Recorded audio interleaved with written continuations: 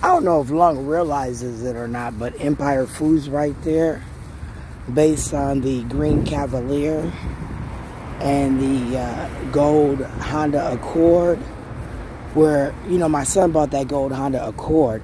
I kept telling my son, you know, you should utilize other family. And when you do that, you're trying to give people the benefit of the doubt.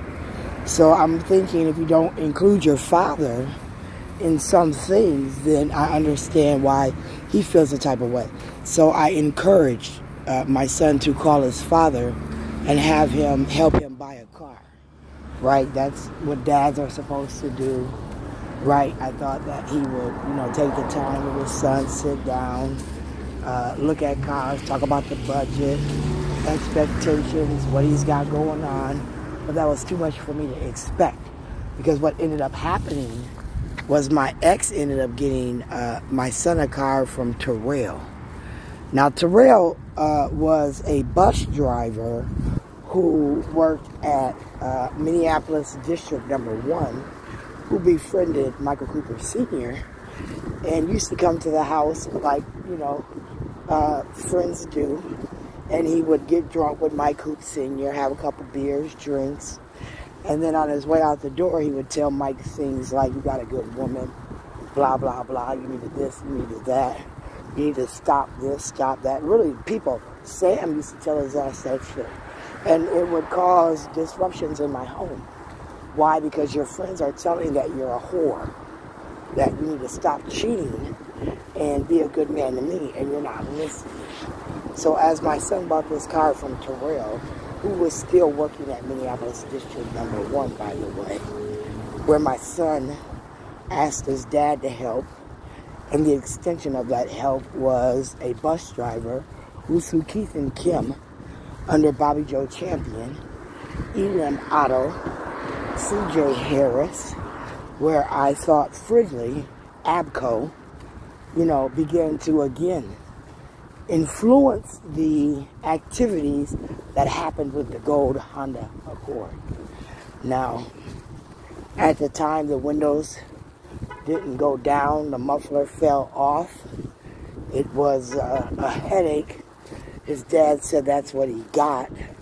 One of those instances where I apologized, stopped myself from encouraging my kids to reach out to a hateful, mean, ignorant half-breed, as I thought at this point. At this point. Not then, when I was so in love with him. Not then, when I'm hearing the white bread, wheat bread. I'm hearing Tar Baby and shit. Not then was I questioning his motives. It was long after. And I said I didn't give a fuck if you had a heart attack and dropped dead or not, because you needed to own your behavior. Like when Kathy Cooper, you know, said go to Tires Plus, and I thought that Krisha, they were doing something weird with you and Mario. I couldn't figure that shit out. You know, Linnell, I thought that maybe my niece slept with my ex in a drunken bar situation. At that point, I had no love. I mean, you know, I couldn't even figure that shit out. Like, these are, you know, fantasies. It's not reality. Sharon, you're making these things up in your head. Krisha would never do that to you. So don't you dare speak that shit out your mouth. Keep it in your head. Right? Because Kathy Cooper encouraged you to come here, get a tire on credit, which they gave you. You paid off. And you moved on. You thought it was just an inside plug because Krisha knew people that worked here. No more, no less. It didn't dawn on you that Krisha and Michael Cooper Sr. through Kim and Keith, Bobby Dawn, the school district, colleges might be playing fucking games at that point. But look, they're closed now. And they've been closed ever since, you know, that situation happened, Tim Waltz. I thought maybe that was one of Keith's businesses. Maybe that was one of Roland Baker's businesses. Maybe Kathy Cooper was putting it on the table. I mean, I didn't know how to address the situation. What I did do was keep it pushing like I did now. It was too much for me to process. I couldn't understand what was going on inside my little head. And to think that your family hated you that much as you loved and cared for them, to think that they had that much envy, jealousy, hatred for you, and you did nothing but try and open your door and lend a helping hand when you could, was mean and hurtful. I couldn't process that. I just kind of became an introvert, right? So when they fucked with my hair, pudding, hair, when they thought it was funny, ha ha ha, kiki, like when they gave my son the ginger cookie to put some shit in my hair, Doc, these are things that makes me suicidal. And they're saying it's all in loving fun, Sharon. But see, they're only the ones that's aware of what's going on. They're only the ones that's watching through their windows, getting a laugh out of it. They don't own what they did.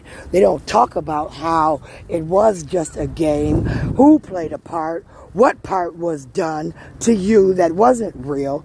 These things never come to fruition, do they? So then, therefore, Sharon, you don't have closure, do you, Sharon? And because you don't have closure, because you see these things, you walk a fine line. Right, Jeanette? You could just jump off the bridge one day like your brother did, because I'm psychotic, right? I'm not within my mind. Am I Dawn Samuels, Bobby Joe, Grammy ass, first time in your family, attorney son of a bitch, who again, in my mind, used my motherfucking money to host a Prince party that Minnesota wouldn't even host when Prince was alive, didn't host when he was dead. But for the use of my motherfucking money, they wouldn't be hosting it now. But because, again, Tim Walz wants to host the, handicap Olympics in the state of Minnesota, you got to uplift Prince.